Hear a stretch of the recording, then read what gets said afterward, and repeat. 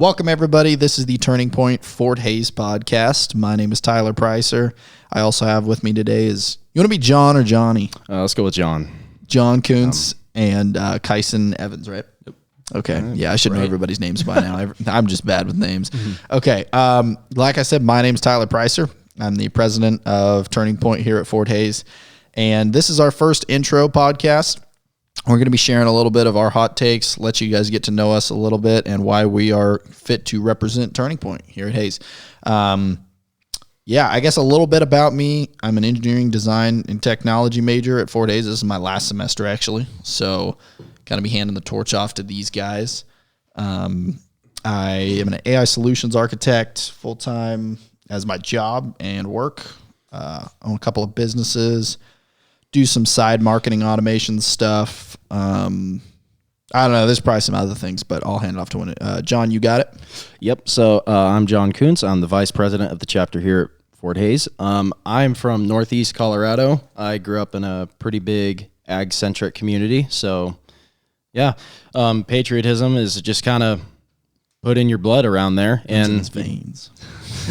I did a lot of time with my local county sheriff's office. I did some work with them, working some security jobs at county fair, a couple public events, got some experience under my belt around law enforcement and just administration around city orientation. And I'm a red-blooded American. I love my country.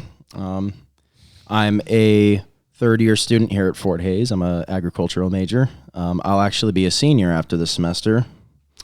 But yeah, I'm going to hand it off to Kyson. Yeah, so I'm Kyson Evans. You got it, dude. You got it. No, I'm making fun of him. Oh, okay. Yeah.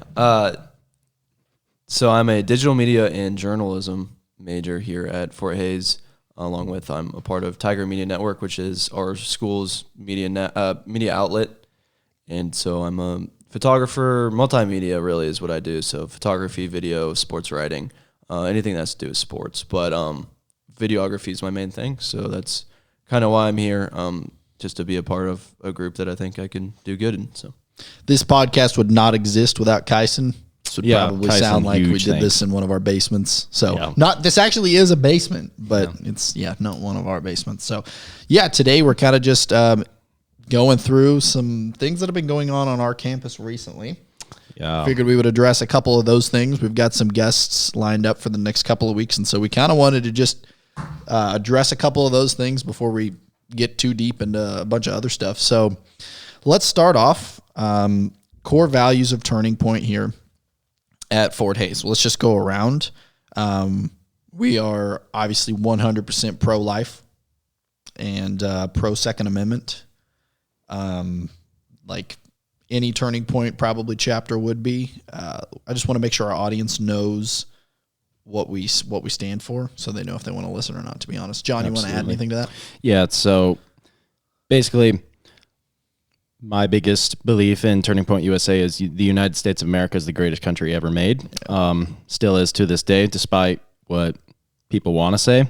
United States is still top tier, number one. Definitely believe in free speech, open forum, right to life. Every life is sacred here on earth. Life starts at conception, very core belief for me. All of my beliefs personally, and I believe you guys are the same, Kyson and Tyler, and I think I speak for all of Turning Point too. My faith defines anything I believe in. God is always my number one, so I think that's always a good way to steer the course. So. Yeah, and I think we want to make sure to emphasize the fact, like, I think oftentimes you get on social media, you get in a bubble, and it's like, okay, all I see is a bunch of crazy Gen Z kids that are like, right? So, we're Gen Z, and we're like conservatism in our blood, and like I said, John said, the faith is the foundation, of conservatism. That is a word, dude. I mess it up every time. Conservatism, yes. So we're really encouraging. I think the really cool thing about Turning Point is it has the foundation of the Bible to back up what we believe. Absolutely. Right? It's which so did the founding fathers, so did most of our founding documents. Pretty much all of our founding documents are based around biblical principle. So yep, and that's why we have been the greatest country in the world. And as you can see, the farther that we veer away from that, the worse we get. And as you know, the last 50 years can be representative of that. You have anything else, Kyson, that we missed? I'm trying to think. Not any other really hot takes. We can hit on mental health is a big one right now. I know that might touch because we are kind of a college organization as well. This is a big topic. This is a deep topic. I believe that we need to do a ton of work on this, but I also believe that the people making statements that we need to dump a ton of money into mental health the way that it is also not productive at all for our society and for the United States. I think going into counseling when you are committing multiple detrimental acts to your own mental health every day is putting Band-Aids on bullet holes. That's always the reference that I use. I guess that Morgan Wallen used it first, but it's you know, if your counselor's not going to tell you, yo, you're doing this, you need to stop. You know, I always use the reference that, like, if you have a drug addiction, everybody says, yo, you need to stop. You need to get off this. Like, there's all these people that rally around you, Narcotics Anonymous. There's all these resources, right? Everybody knows it's bad for you. If you have a porn addiction, it's literally encouraged. Dude. Right? So, and what's the difference now? Porn's a lot more accessible, right? Cheapest drug on the market. Yeah, we could use a lot of references that we want, but that's all it is. And people think that it's not, but that's all it is then. Because it's not like you're making a connection with your wife or your husband. No. Right? It's just cheap dopamine, which is the same thing that drugs are. Yeah. Yeah. I don't know if you guys want to add anything to that, but I think it's a huge issue. Yeah. I think it's just, man, it's such a cancer to the human brain, honestly. Like, such a momentary high that, like, as soon as any satisfaction you get out of it is over, like, you're just down. Like, I know so many people who they've struggled with it for years, and I'm like, man, the life is so much better if you could just cut the string on it, honestly. Oh, it's hard though. Oh yeah. Like I think one of the things that makes it so hard, or one of the reasons that so many people are still like, it's not a big awareness yet, is it's that hard. Like, people don't bring to light how hard it is.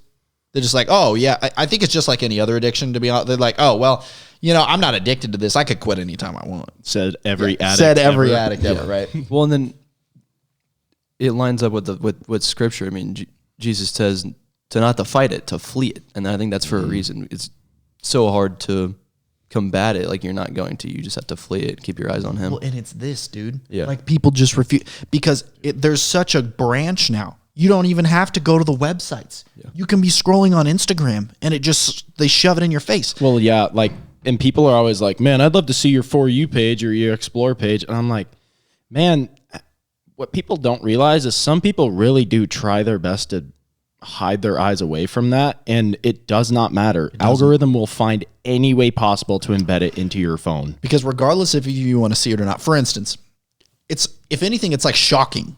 So it's like you're gonna stop on your page or your feed, and you're gonna be like, "What is that?" That the algorithm still sees you as like stopping and looking at that. Yeah. For one, and for two, I don't think that platforms and the way that they were designed, I don't think that they were coded in order to promote the health of society. I think they were coded first to maximize profit, obviously, and second to there's probably backdoors into like the porn industry and stuff. Absolutely. I mean, if they have a lot of, I think, of incentives to encourage that. Yeah. And shout out Kansas for banning the sites and everything like that. I mean, I don't know exactly how that went through, but so you have to at least put in a driver's license now, is how it works. Like, you have to be a certain age to prove, like, so the kids can't watch it. Exactly. Well, they can.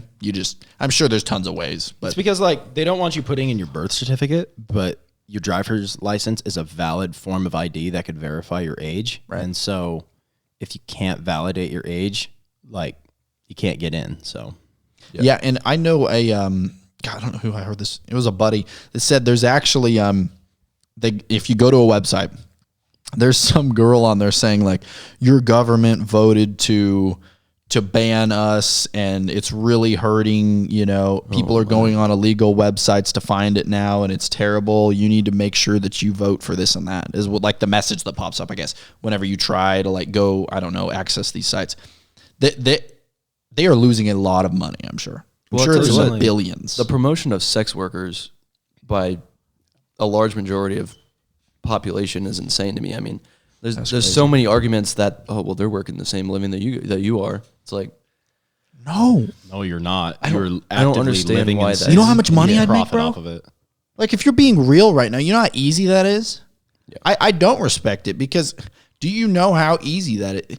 Yeah, maybe it sucks after a while. I don't know. I've never done anything like that. But, oh my gosh, there's people that used to DM me all the time when Claire and I made like short film stuff about it. Like, no, it's I think that is the easy road in life. It's always choosing the easy route and the easy way out, right? And it's never going to have long-term happiness for you. It's, honestly, yeah. If they could give me just one long-term advantage or pro of being in that industry You'd do it? or subscribing to that industry, no. I was like, what is he saying right now? No, absolutely So not. confused. Absolutely not. What I'm meaning to say is like, there is not one single good reason that needs to be a solid thing in your life. well, the truth is, I think, which I would say probably the only pro is money, but Yeah. I think it's literally it's all either coming from abuse as a child or some type of fatherless home. Or like we were talking about before with lust, and then you get to a point where you just enjoy it and you don't see it as a bad thing anymore. Yeah, that's so underrated. It's hard to prove things like that too, because as soon as you say something like fatherless home, the left is like, okay. It's very easy to say like, okay, how are you saying that someone not having a dad when they grew up led to this? This is like 10 years later and has nothing to do with that. It's very easy for them to all say that and kind of use that as a defense or a conclusion to back up with. But there's been so many studies proven when you're like from the age of 0 to 3 or when, then 3 to 5, whatever, you are so much more impressionable. Everything you like I think a day when you're 3 is the same thing as 50 days of learning when you're, over 20. It is crazy that they don't factor that stuff in. That's why we're so adamant about not allowing trans books and all this like propaganda and media and stuff to kids, because they need to learn how to flip and write and read and say their ABCs and say thank you and open doors for their mom. And right, like none of that stuff matters anymore. I remember when I was a kid, right? I always use, this is kind of an analogy I always use, is like when I was in the third or the fourth grade. If you got to like you would think about, like if some girl, like the girl you liked, like walked by and like touched your arm or something, it was like you got the sparks, right? Yeah. Think about and that progression as a kid. So it was that, and then you progressed over time as you matured and went through this and that, and then you grew up, and then you were an adult. But when you're 5 years old and you have porn on your phone, do you understand the entire development of that kid's just whack, just Breaks my destroyed, heart, dude. Well, and to clarify something, I think a motherless home has the same effect on a guy. Yep. But the fact is that's nowhere near as common as a fatherless home. Well, and Right. ask any child, honestly. You could ask any young adult, people our age, honestly, who grew up in a home with a father, who is their hero? I guarantee you over 90% of them are going to say my dad. And I could honestly say that best man I've ever known is my dad. Shout out Jonathan. That's crazy. I should have known. It's crazy because when you think about when you're younger, there's so many little things if a mom doesn't want to have a kid, sadly, oftentimes they'll have an abortion. Convenience, man. When a dad doesn't want to, he'd leave if he's irresponsible, right? I'm not going to say more of the other side or whatever you want to say, because I don't know the numbers. I don't know the statistics. I know the amount of babies aborted. It just disgusts me, and I refuse to look at the statistics, to be honest. Because if you go look at a counter, it's insane. Yeah, honestly, the murder rate in the United States and the world, for that matter, is way higher than anybody's willing to admit, because as soon as you factor in abortion, which abortion is 100% murder, just saying, as soon as you factor that in, Murder rates are so high, dude. 1.03 million. What's that stat? This year. Oh, that's 2024. Could you see like if in 2024? That's how many. You want to like add in like if abortion was considered murder, what would murder rates in the United States be? Well, obviously, it would be like Off a the few charts. thousand plus that. Yeah, dude, that's insane. Because the actual murders in the U.S. are like not that much. I mean, I shouldn't say that. It's terrible compared to other places, But- like there's places that still live under tyranny. So Okay, so the CDC claims that was in 2022. in 2022 there's 600,000. Well, in 2024 it's over 1 million. We're getting close to We're getting doubling worse. every 3 years. that's sad, dude. Okay, amount of homicides was 22,830. So yeah, you'd add like 0.05% to that or something. Which is still too much, by the way. Oh, it is. Yeah. God, that's crazy because it's not even viewed as a murder, right? Like no one ever even knows. That's kind of the thing. I mean, I'm sure there's NDAs and everything. Like you sign a ton of stuff when you do that. But the crazy things, one of the crazy statistics that kind of align with that is when there's very few that have just had one. It's very Such a few narrow moms that field. have just had one, right? If you have one, the likelihood that you've had many is much higher. Yeah. And most who just sorry, Kyson, go ahead. Actually, Well, I don't want to compare it to like violence, but it's the same thing with how many like murderers are just repeat offenders when it comes to violent crimes. I mean, yes, Wow.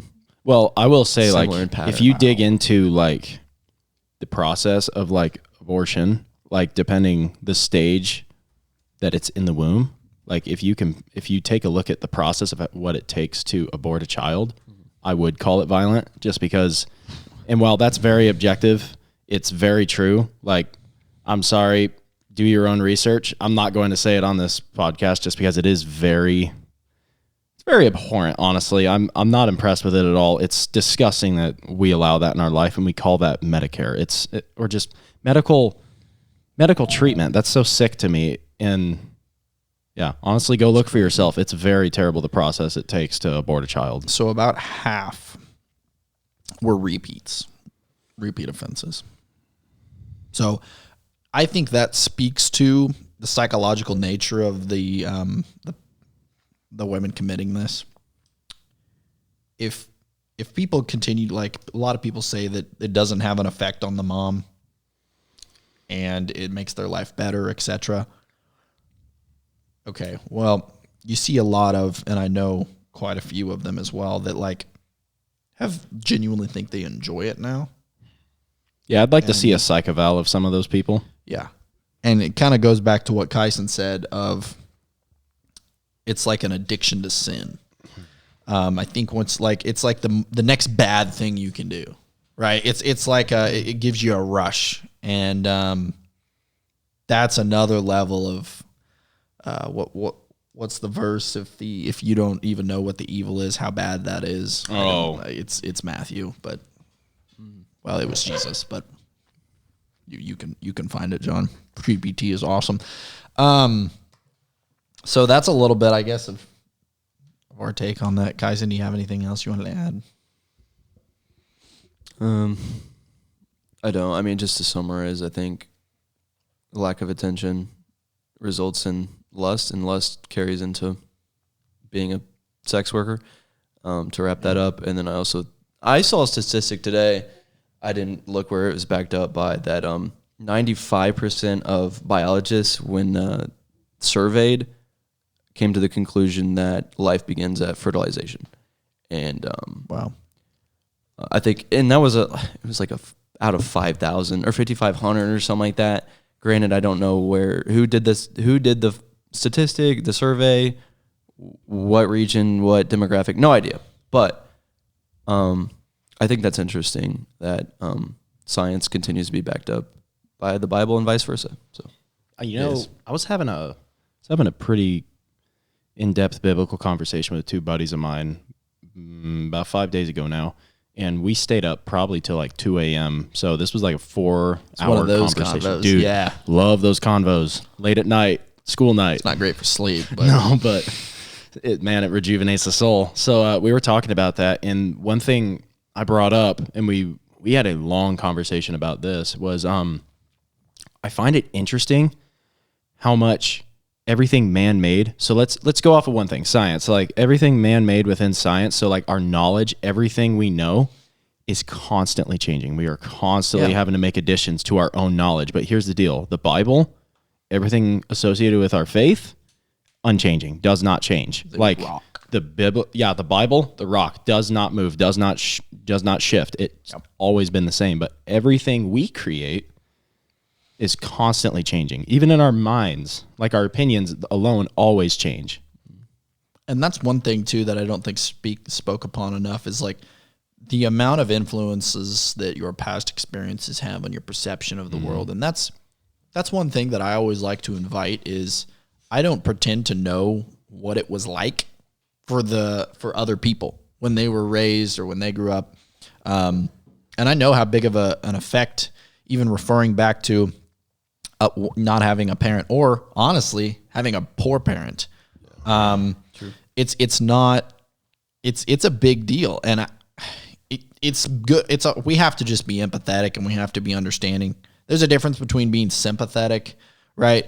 But always looking at it from, how could I help this person? How could I bring this person to Jesus? How could I get this?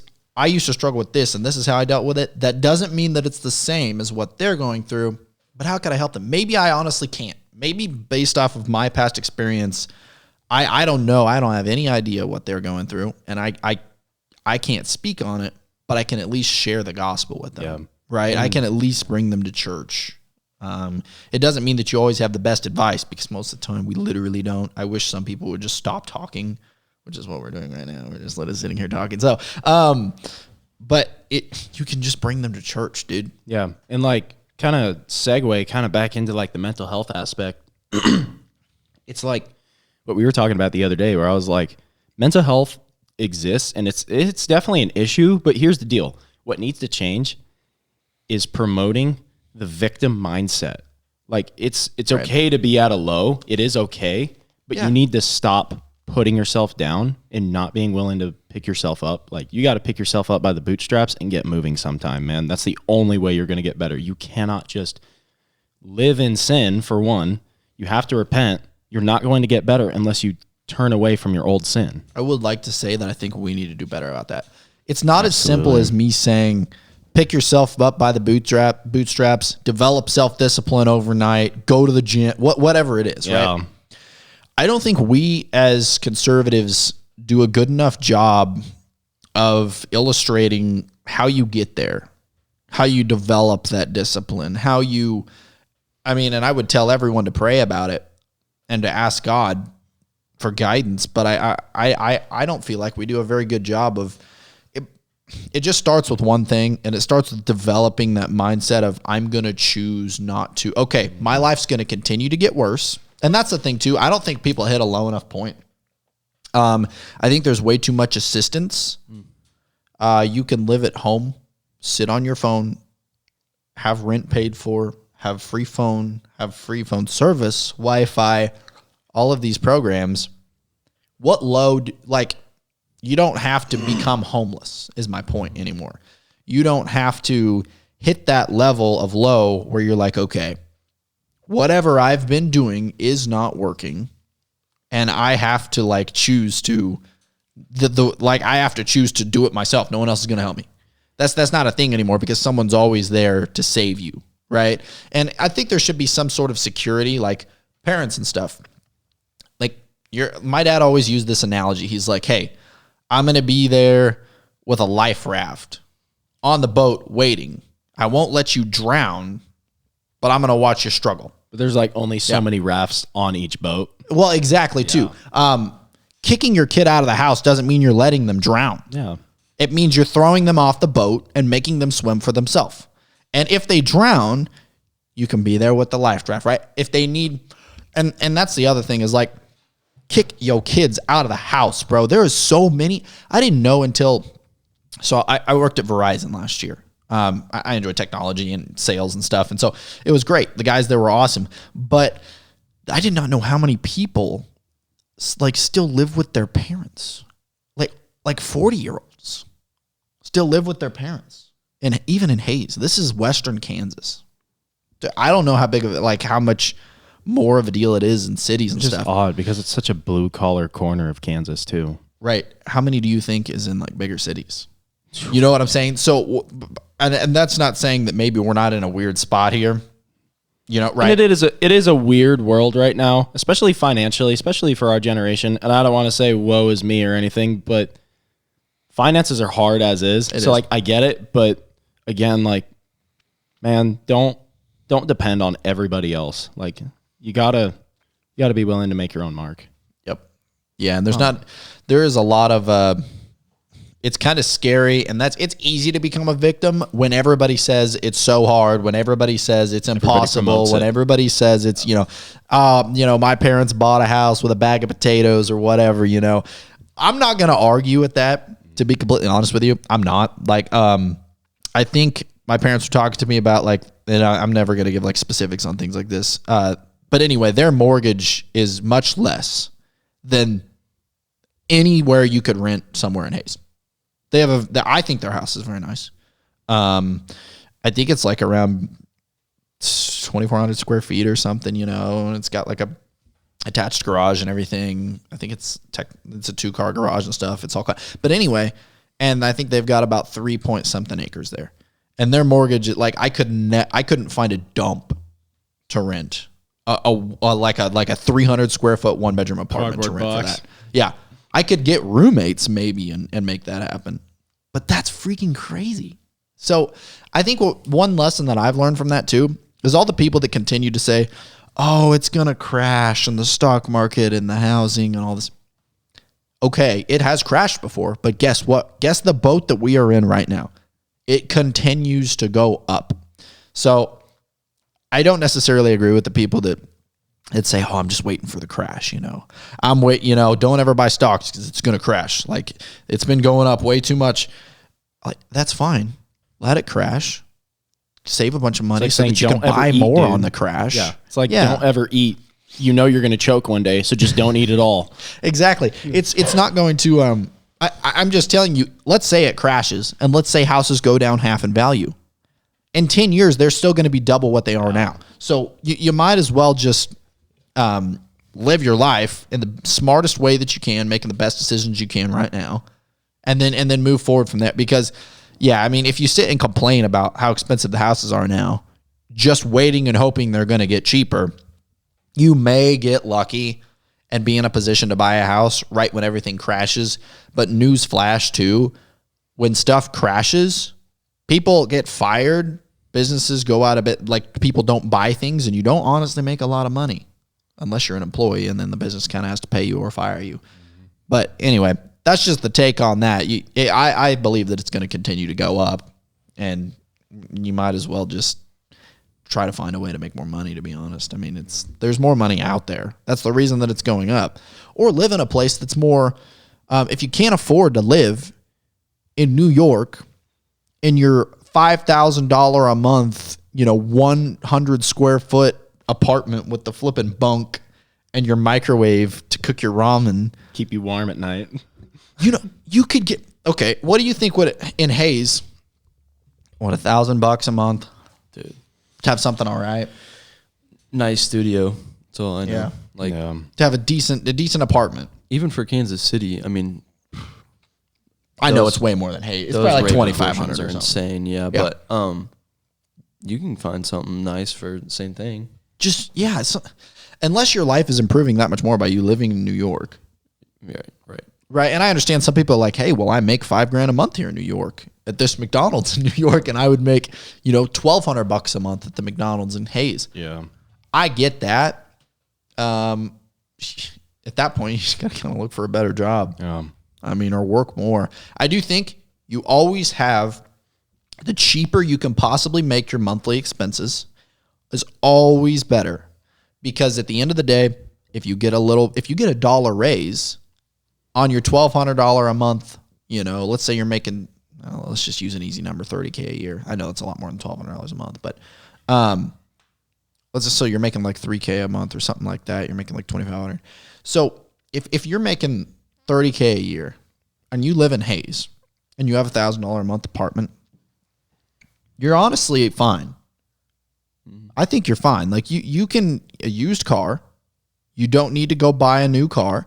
There's a lot of things you just don't need, and you can still save money dude, and you're live keeping comfortably. 50% of your money. I mean, that's excluding like paying taxes and such. I understand that, but still, like before taxes, you're still gaining over 50% of your income, and like less than 50% of that is spent on just where you live. Well, and people are going to be like, "Oh, but I make $80K a year, here in New York." That's really not going to, no, it doesn't make sense. It doesn't add up. So yeah, I would always encourage people if they're really, really struggling. Sometimes it's really nice to have a reset of environment as well. People that you're around really matter. And like, I mean, you guys grew up in Kansas, and I grew up in the northeast corner of Colorado in Weld County, which for those who don't know is like, it's very ag centric, and it's definitely one of the last stand counties of Colorado that's still very out there. Like it's countryside, and I think it's a perfect example of like, this is just some personal opinion, but I think a lot of the environment and just structure of social aspects in the city is so negative to the soul, because like, I don't know, me personally, like just growing up the way I did, like in agriculture, like you're away from city lights a lot. Like you learn to appreciate the land around you a little more, and it strengthens your faith for sure. But man, you're just at such an emotional high compared to when I feel like I am in the city. Like that's just me personally. Tyler, I know you're from not Ulysses. Where are you from? Grew up in Buhler, Kansas. That's a pretty nice area too. Very small town. Well, I guess relative, right? Things grow. About 2,000 people in Buhler. The school's very big because everybody comes from all the bigger, Hutchinson and stuff like that. So, it does give you, I think it just adds to that desensitization.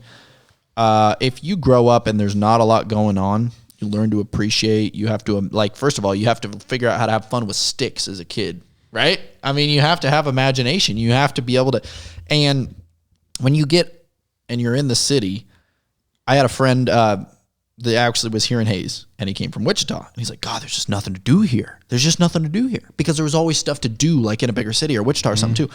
But once again, you have to think about the fact all of that costs money. None of that is free. It's not the same thing as me going out to the backyard and building an old four-wheeler with the boys or something, right? Like every single thing they do every time in the city costs money. So it's not quite the same. And I would encourage people. I know a lot of conservatives are like, dude, I just want to move out to the middle of nowhere. Like, I don't blame you. We do have to balance things out for sure, though, because what's going to happen is the cities continue to become more liberal, which lets them win populist votes and stuff, and that they just continue to get worse off. And that's what because Texas we want to is. move out of there. That's what Texas is. It's nicknamed the blueberries and the chili, because like literally most of Texas is red, but the high population centers, Dallas, Fort Worth, Houston, Austin especially, like just those blue epicenters of what really could sway elections, could sway political choices, just because of cities being the epicenter of blue. What's your guys' take on... And actually, but before we move on, I do want to ask Kyson, because like, I know like you're from Topeka, but you were telling me like your family has a little bit of ag background, even like the horse route. What's kind of your take on that whole conversation, actually? And it's okay if you... I mean, I'm a little bit different. I'm way north out of city limit, not way north, but like miles out of city limits north, which is, and I went to a high school that's predominantly like Hicks and like, that. So it's not like full on ag, and my direct family, like my parents weren't ag, but my great grandparents were. So it's like up there, it's almost like dwindling. It's like forming into now just kind of like countryside living, not even like ag. So it's kind of interesting because it's a capital of Kansas. And I think that's kind of similar all around it. Like, unless you go 30 minutes north where you're way, way out of, and then you're almost in like native reservations, then you don't really get that different opinion, different look of lifestyle. and stuff like that. So it's kind of similar to like you were talking about with Texas, to be honest. Like, it's just difference of life, difference of, like, we have so many big cities or big schools inside our city limits, and those are going to have way different opinions than a place like my high school that's just 15 minutes north. Like, Yep. it's drastic. I also think that we're like, a lot of people will say, "Oh, I moved here and it's so much better," and then 5 years later they're like, "This sucks. I want to go home." Well, I think that we just need change in life. I think eventually you just get used to something and it gets boring and you just have to change it up. Like, travel if you want to. Yeah. Go live here for a little while. Go live there for a little while. Like, go see things, because we always think it's going to be better, the light at the end of the tunnel, or it's going to be better on the other side. Grass is greener. Yeah, but you get there, and the only reason it was better is because it's different than where you were before. And I think that's a realization that some people, or a reality that some people need to face, is like, maybe you like to see new things. Maybe you're a curious person, and maybe you like to travel. But that doesn't mean that once you live somewhere for a year, it's going to be any different than where you lived before, right? I mean, that being said, there is something to be said about, there's a very obvious distinction, I think, when, like, kind of we talked about growing up and not having a, like, busy city going on all the time. You had to go out, you had to play with sticks, you had to dig holes, you had to, whatever it was, right? And it was awesome once you're outside for like 15 minutes because your mom made you go outside, and you just started like coming up with things. Yeah. Like, the amount of like ninja fights me and my brother had and stuff, and like, just in a random tree, right? Yeah, or dude. the trampoline, right? Or whatever. Imagination runs wild. Yeah, but you don't have to do any of that if it's just stimulation all the time. I think it speaks to, I think desensitization is a real problem across the board. I think for adults, kids, anybody. I think even like it doesn't have to be porn. It can be just like seeing like flashy, bright colors on your phone all the time. It can be just constantly having something going in the background. Like, some people have to have a movie or TV show 24/7 going on or something. Or just slowing down. Maybe you'll look around and you'll appreciate things a little bit. Maybe things actually start to matter a little bit because your brain's not going 100,000 miles an hour, right? Yeah. I mean, I think it's dangerous. Once you start kind of going down the path, you're always looking for more. You're always looking for more to kind of fill the dopamine. And then that's when you get into antidepressants, right? It just floods you with more of it, of the chemical. So you feel a little bit better for a while. Then they up your dose and you feel a little bit better for a while. Then they have to up your dose. Then it's not. That's a very good analogy, by the way. Like, of just life. Yeah, it's not gonna. It's never going to. It's never gonna fix the problem. It's not a long-term solution, though. Yeah. And what's your thoughts on that, Kyson? I mean, I think it's just once again a Band-Aid.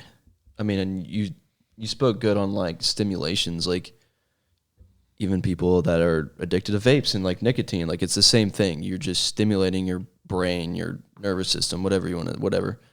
And they have to up that over and over, and then that leads to harder drugs, and it leads to whatever. Like, it's just all dominoes, and it all just boils down to either like being comfortable, like not having to do the hard thing, not having to hear the hard truths, whatever, and then just wanting more and more and more in life, that it's not sustainable because you're not going to continue. Like, life is not a linear graph, right? Yeah, and this may be kind of a weird take on this, but I think if you don't feel like a lot of, I used to struggle with this as well, and with depression, if you don't feel things, right? I honestly think, at least for me, I'm not discrediting anybody's experience or situation because I do understand everybody's is different, but I didn't feel very depressed when I was freaking exhausted after doing some form of whatever it was, right? Yeah. Killing myself, let's say on the treadmill or at sports or whatever it was. I was like, dude, I need water. I need air. Survival. Yes, exactly. And I'm not really worried about feeling depressed right then and there. And so I think it speaks to, I'm a very firm believer in people don't have to do hard things anymore. And it's not good for people. I 100% agree. I think you should have to do really hard things because it really makes you appreciate when you get to sit down in the comfy chair at home at the end of the day, after you just had to bust your butt all day long, and I can't speak on this because I have a remote job, but I used to be able to, even when I like worked construction or on the farm, you know, with the dads and stuff, like when you got to sit down when you got home at the end of the day, that was a great feeling, right? Dude. That is, when was the last time, like, but that's the only time you get that feeling. Like the couch is so much more comfy Yeah. when you don't get to sit in it all day. And like it's so much more enjoyable when you is- earn it at the end of the day. Is the couch actually more comfy? Exactly. It's not. Yeah, it's not. It's your brain's sensitivity on what you had to do that day. Yeah. Right? Because you were out in the 110-degree heat, burning, building a black steel deck, hashtag Dustin Roberts. And with self-tapping screws, that was a fun summer. But but it's nice then. Now, I mean, if you're sitting in a chair all day long working on your computer, which once again I can't really talk, but it's different. And I think it's important for people. Let's say like you do have still a remote. go to the gym, don't you? Right. Yeah, Exactly. So that's what I'm saying. Yeah. Is like if you have a You're remote still job or challenging something like yourself. that, you have to force yourself to go do other things. Yeah. If you're busting your butt at work all day long, like my dad would always say, like, I don't go to the gym because I just work all day, and why would I do that? Yeah, I completely understand that. fair. But if you sit all day long, even if you work fast food or whatever it is, and I've done all the different jobs, right? But you need to go do something. I'm not saying you have to go to the gym, go hike. Maybe you want to live somewhere where you can go hike, right? Maybe, but you have to do hard things. It makes comfortable things and enjoyable things actually comfortable and enjoyable, because once again, if you move to some place, it gets boring after 5 years. If you sit in a comfy chair for an hour, it doesn't really feel that great anymore. We have to continue to kind of force ourselves into uncomfortable situations, into new situations. It just adds another level of appreciation is kind of my take, I guess. Yeah. And like, you know, prior to the presidential administration we have right now, so the one right before that was such a promoter of coddling people and promoting that victim mindset where it's like, we want things easier. We constantly want things easier. And like our side acknowledges that, but our side is still willing to do the hard things. And I feel like, I don't know, growing up in a life where like hard work earns reward, and sometimes the reward is just getting to chill at the end of the day. And like we promote not having hard things in life so often now. And I mean, calluses are built off of like working with your hands, man. And Especially the guys. yeah, Especially men, Yeah. right? Like that is such a I tell Claire all the time, and this is so, I always use this, and I don't know why, but I always tell Claire, I'm like, like I'm going to make her kids dig holes in the backyard, right? She's like, why are they going to dig? I'm like, well, first of all, go dig a hole. yeah, it's dirt. You're not hurting anything, right? That's what we would always get told growing up too. It's like, oh, you're bored? Go dig a hole. Here's a list, right? There's sticks in the yard. Yeah, my dad would light me up if I said I was bored. I'd be busy for the next month. And it was like, okay, it taught you to appreciate being able to chill and being able to relax because you didn't just get to do it all the time. Yeah. If you got, it wasn't just the normal. And so it was like, okay, I really need to soak this up because dad's going to make me go lift logs outside. Right. So I think it's just a different raising, a different mindset, but some of those things are underrated. I think you continue to get through life and it's like, you start to convince yourself it's like a chemical thing, right? Or it's easy to go down roads like that. And for some people, I do believe that it is. But it always comes from something, right? It always comes from something. And it could come from genetics in a few cases. It could come from how you were raised. It could come from the choices you're making right now, which is honestly, I believe most people.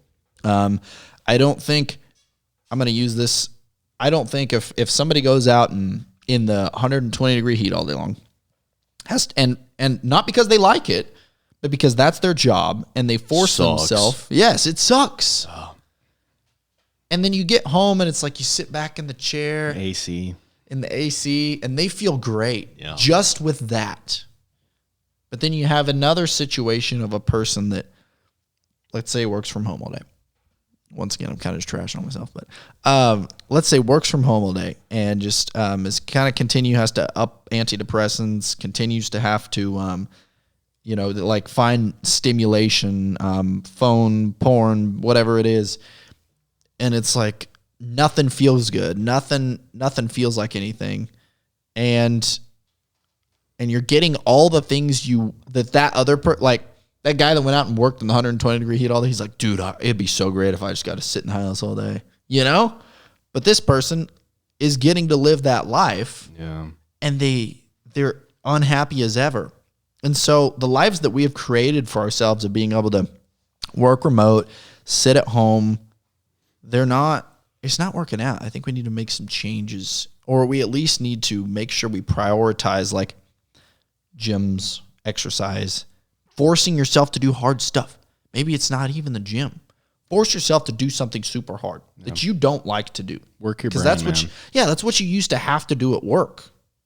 Is you had maybe a job that kind of sucked, or a job that you felt stimulated by, but it was like, oh, this work really sucks. But then you get home at the end of the day. Yeah, there's no reward of getting home at the end of the day after a long day of work anymore for a lot of people. That's a problem. But Kyson, any takes? I hit that point pretty deep. So I mean, yeah, we kind of went into that. But you actually mentioned genetics and inheritance. So do we want to segue into how white males are the most dangerous demographic? How long have we been going, Kyson? How much time we got? We've been going like what, 30, 40 minutes, 35? Okay. Close to an hour, yeah. Okay. All right. So segue. Start us off, John. We have a couple of things we need to hit. So white males are the most dangerous group in the nation, folks. It's true. It's not true. Newsflash. But statistically, it's just very, very false. But so for those who don't know what we're talking about, a professor at our school recently has came under fire about some comments online. This all started back when Charlie Kirk unfortunately passed away. It was a pretty grotesque murder on September 10th of this year. And she made some pretty smirk comments about it. I believe her exact words were karma. Yeah. I have her post of it ingrained in my brain. It says, "Me thinks karma is a good suit." And she posted a quote of him talking about gun violence. And then I assume the karma had to be associated with him talking about how like gun violence rates, that quote of his. And, Second Amendment. And then her defense is that, oh, I was not making any light comedy of this death at all. And then she would 180. She would 180 on Facebook and continue to talk about how she hated Charlie Kirk, hated his views, and then, but she's saying, "Oh, I did not condone." Yeah. Yeah. So okay, and Kyson, I'll let you throw up the clip here. Fox News covered this. Kansas professor put on leave after calling white men dangerous animals in the wake of Charlie Kirk's murder. So I don't, I find that as a big issue. What I personally believe is that professors like her are creating Tyler Robinsons in this world. Absolutely. So it has, let's talk about the fact that like she hates, I don't care. You can hate Charlie Kirk, whatever. That's fine. You can talk about that all day long. I feel that it's disrespectful for somebody that has died. It's disrespectful. But you're allowed to do that because we have free speech. Free speech, absolutely. But if you guys are going to talk about racism all day long, then you can't be racist. Like it's a two-way street.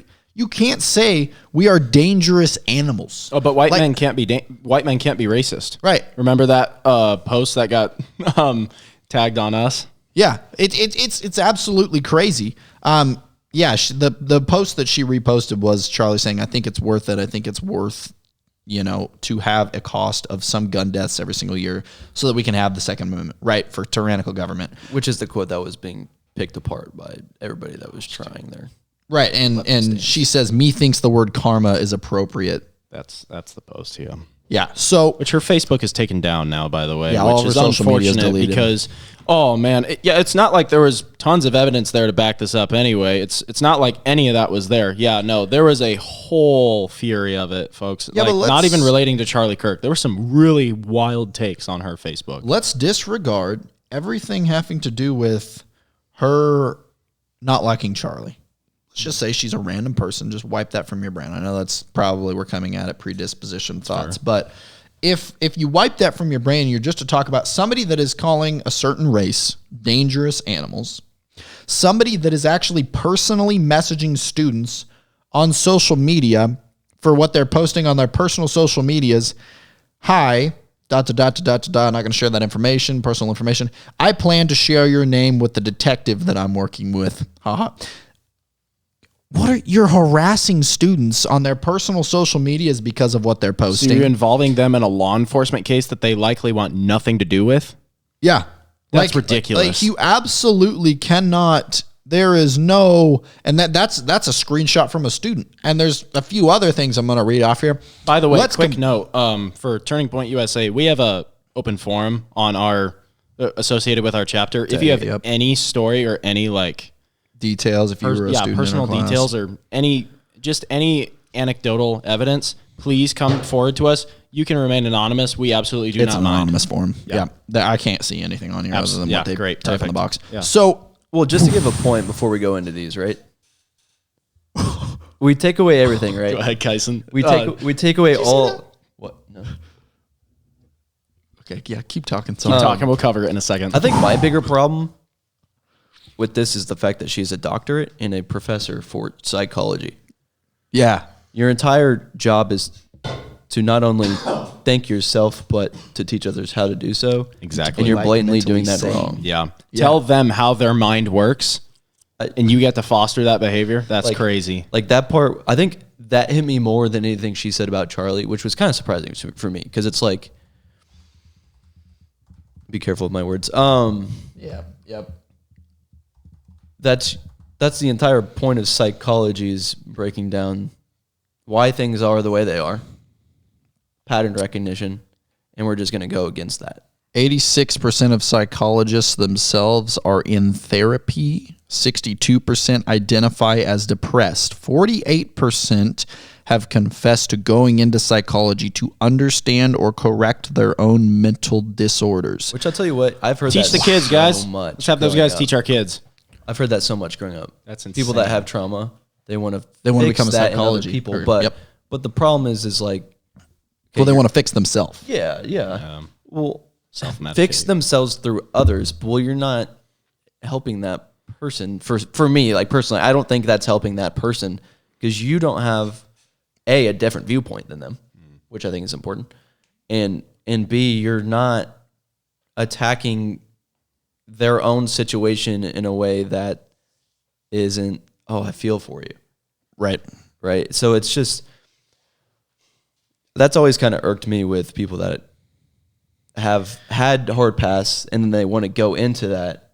It's like, well, you're going to be biased. You're not going to do that job to the best of your ability. Because if you're going to be the one fostering those ideas, you're going to completely go off of your own perspective and your own experiences, which is so biased. So let's relate this. There's a very strong link here between this behavior and situation and let's just say bad parenting or projecting parents.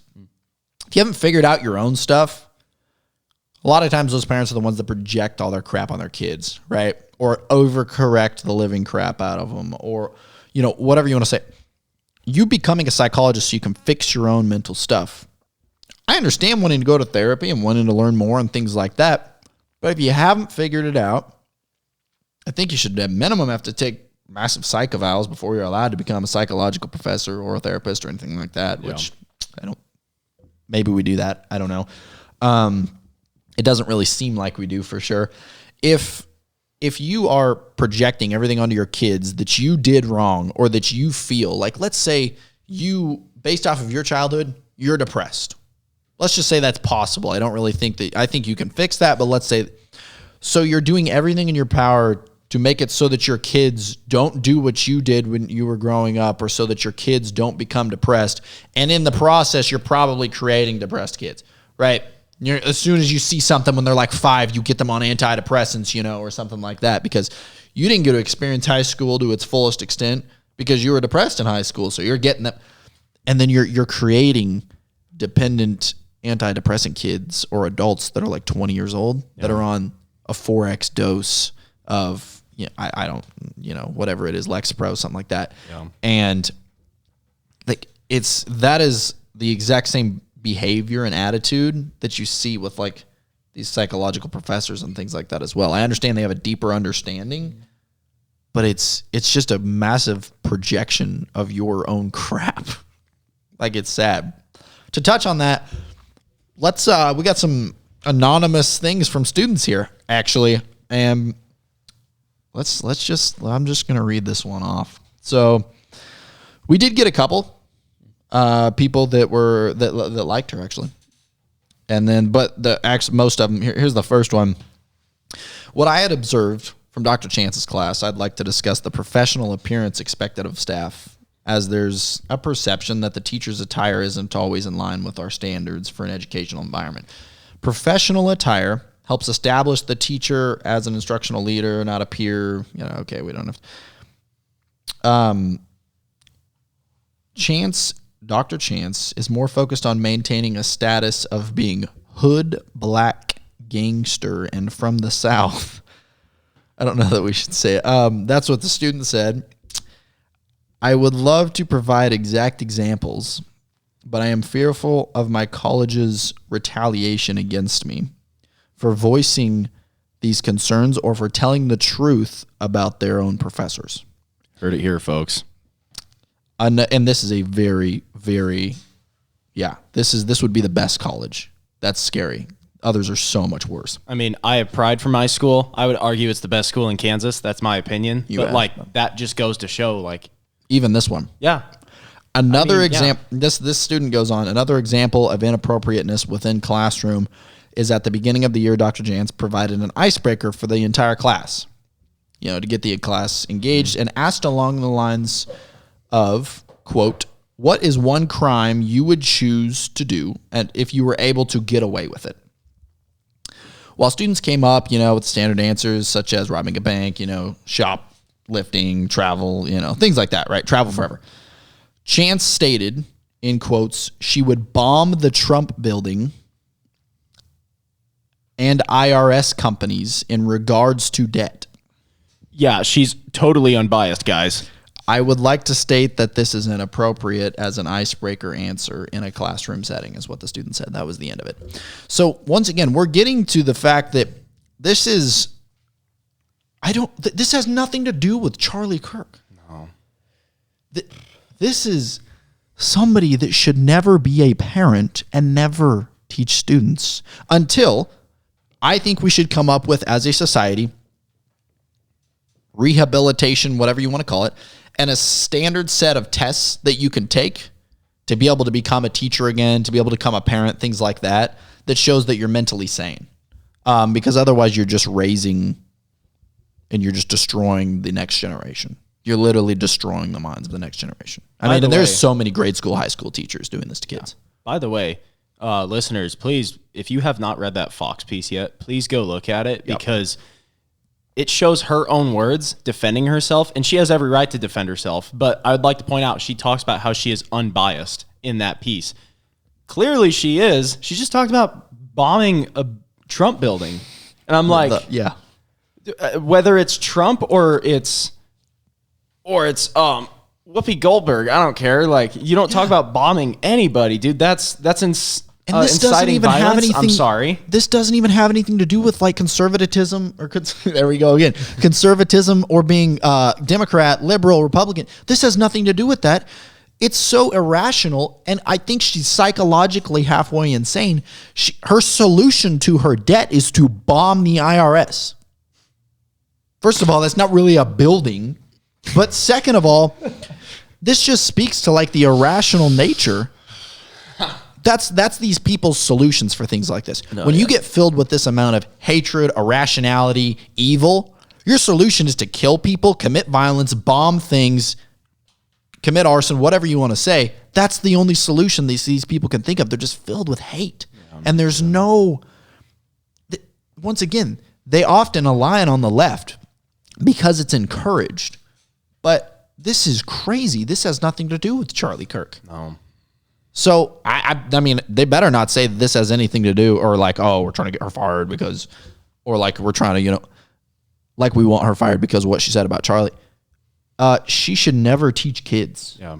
Yeah, and like another Facebook post just to boost that idea is the fact that for those who don't know, a couple of weekends ago there was a church shooting in Minneapolis, and the shooter actually torched the place, and it was a very horrifying sight. And she made comical remarks about it on Facebook, and of course people are going to say, well, there's no proof of that because her Facebook isn't there. Yeah, because she backtracked all of her statements because she was scared of what she was saying. Like, because she knew there are pretty wild things to say that you do not say. Yep. So next statement from a student, and the student put exact quotes as well. I took a class with her in the spring of 2025. On multiple occasions, she would tell my classmates that their opinions, quotes, do not matter because they are white or a male, quote.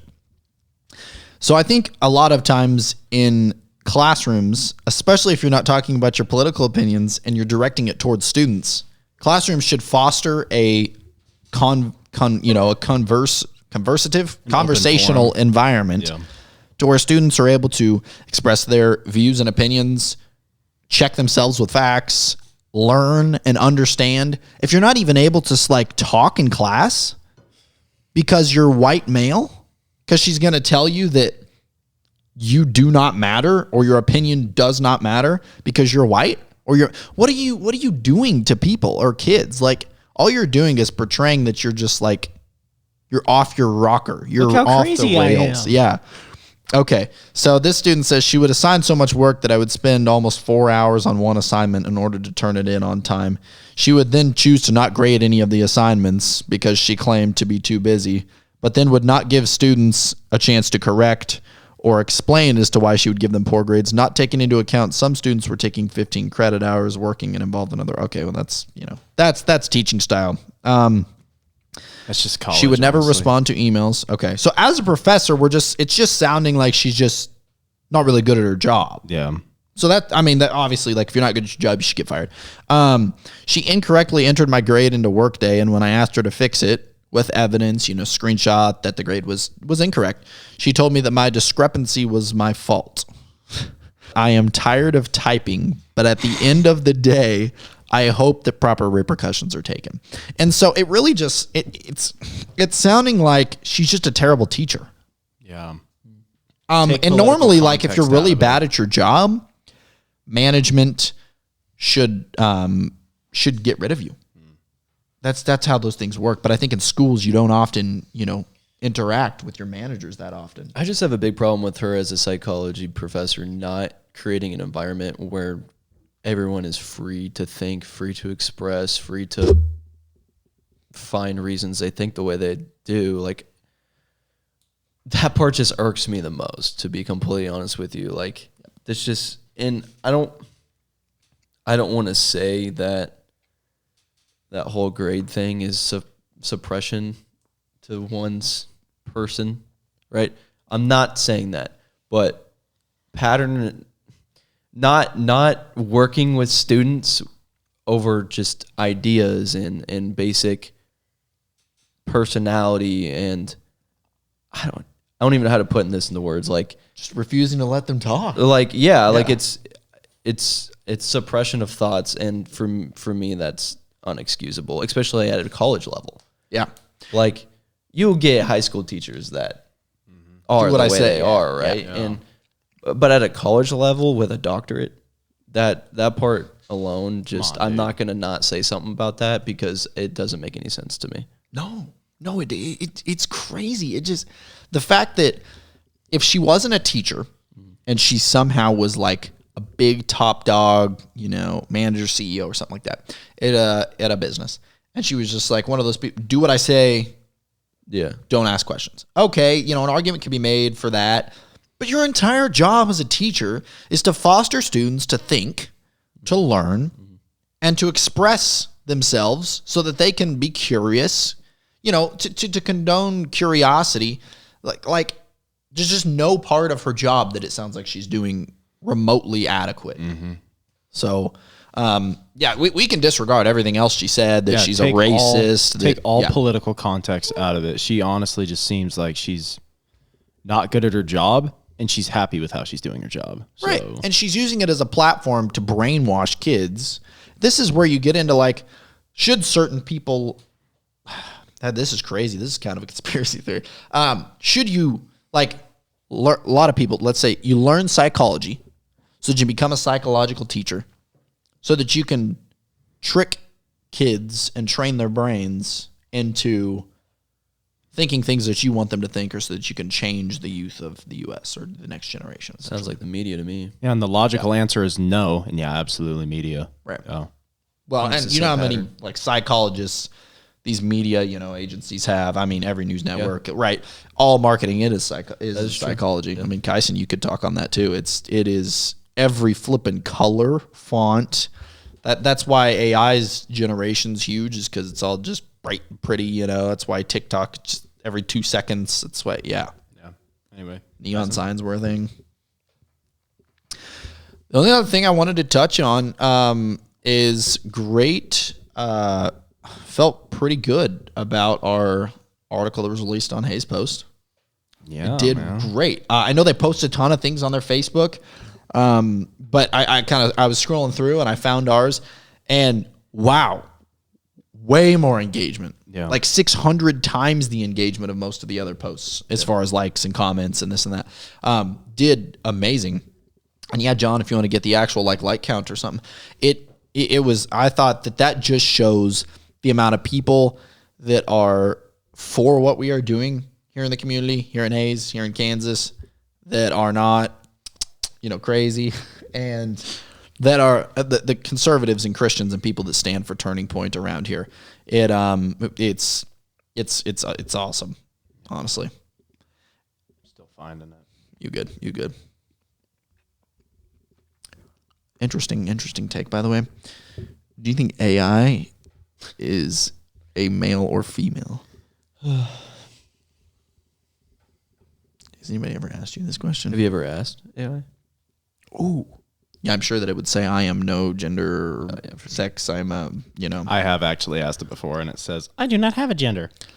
I am a server of, large language models, yada, yada, yada. So, yeah. I mean, to be fair, it does not have either genitalia. So. Would you assume? What if you said? Tyson, are you assuming gender? Right yeah, now? but some of live has like a male or a female voice. Exactly. Yeah, because like what's the one named Aspen? Grok, you can change it actually. Yeah, you can change all the GPTs too. And I don't think Gemini. I don't think you can. That's the only one. Gemini, underrated. This is not a promotion for them, but if you have the pro version or the live, you can go on there and tell it. It's literally an assistant. Book this in my calendar, delete these emails, give me a summary of these emails. If you're in Workspace, you have to use it. It's awesome. Yeah. So, Hayes Post posted about our chapter returning to the school. Yeah.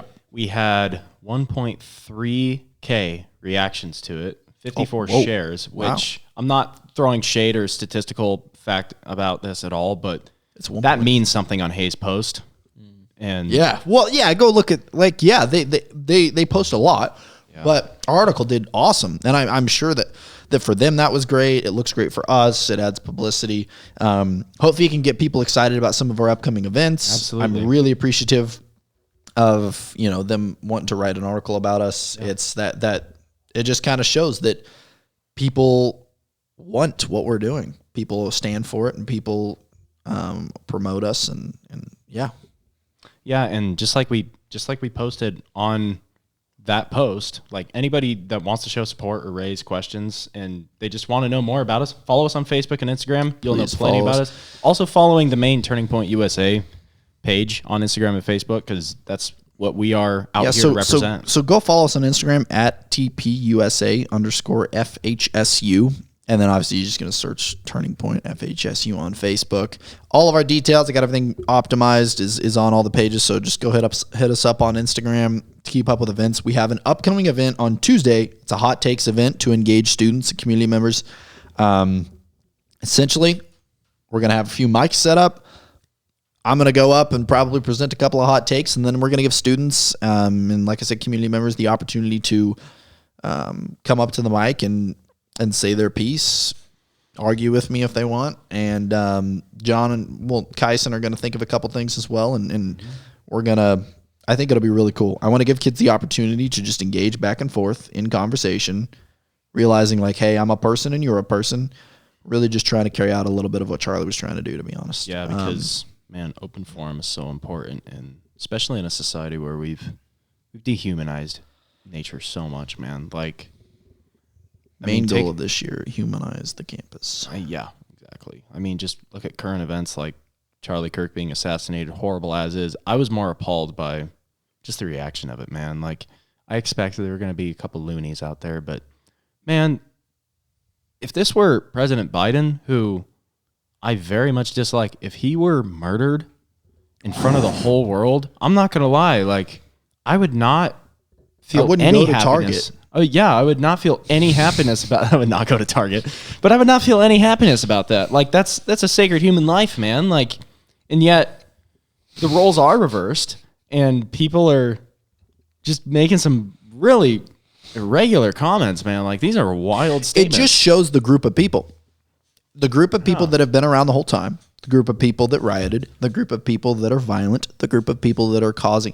It just shows who they align with. Because before it was kind of like, okay, there's a little bit of everyone in every group. There's a little bit of, I don't care if you're conservative or liberal or whatever. If you're violent and crazy, that's a problem. 100%. Right? And we can talk about, like, that's why I think we should have open discussion and things like the podcast to be able to talk about what can we do? What's causing this? Is it desensitization? There's a lot of contributing factors, I think, but it's important for us to also just say, hey, that's not okay. I don't care what your political opinions are. It's just so not okay. So we can sit here and brainstorm ideas for these people as well. But ultimately, it is a big problem. And kind of to close us out, I just wanted to make sure we thank Brief Space for allowing us to use the space today. Yeah, big shout out. That is awesome. Yeah. We don't have all this fancy equipment. We're just college students. So it allows us to have a platform to be able to converse and to kind of stand up for what we believe and hopefully be able to have, like I said, we've got some guests lined up here in the next couple of weeks. I think we're very excited to dive into those. And anybody got any final thoughts? Honestly, just folks, hope to grow this. Hope you guys grow with us. This is pretty important. And I think everything Charlie Kirk stood for is it's a solid foundation, and definitely don't want to let die out with him, man. That's real important. Yeah, and if there's anybody watching that has, a topic that wants to be talked about, wants to be covered. Yeah, we'll give you our hot takes. Or even just a story of personal experience or anything like that they know somebody would want to talk about or they themselves would want to talk about, that is something that we're working towards. So. Hit us up on the Instagram. Because honestly, yes, we got your contact. Mm-hmm. Okay, well, thank you guys so much for listening to the Turning Point Fort Hays podcast. More to come. If you haven't picked up your Bible today, pick it up. This is your reminder. Say your prayers tonight, and God bless. Thank you guys.